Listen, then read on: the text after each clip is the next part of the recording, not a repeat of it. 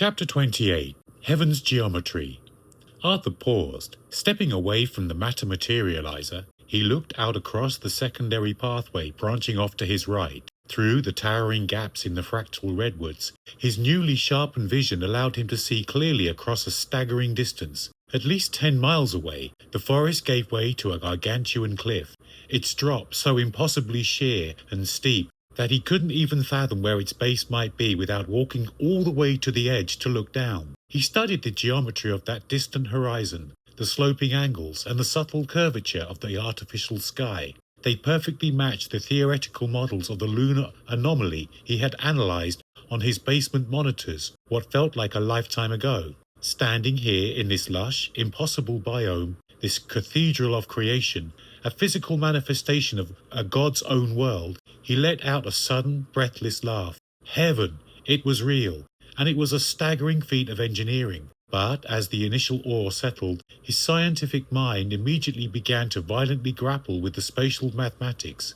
He knew, with hard-pressed, calculated clarity from his terrestrial observations, that the physical exterior of this lunar artifact was roughly 2 miles long. Yet, the cliff face he was looking at was at least 10 miles away. The possibilities raced through his mind at a furious pace. Either he had been transported somewhere else entirely and was no longer on the lunar surface, or the answer was far more magnificent. The vessel he was standing inside was utilizing technology so impossibly advanced that it folded localized space-time, rendering its interior hundreds of times larger than its external physical dimensions. It was the exact same principle of spatial distortion and physics manipulation that the smaller sport model craft had used to transport him here, only scaled up to a planetary degree. The connection snapped into place. Arthur stood entirely agape on the pathway, flanked by his silent feline sentinels. Dwarfed by the sheer, magnificent scale of what was technologically possible, he stared into the dappled sunlight of the endless forest,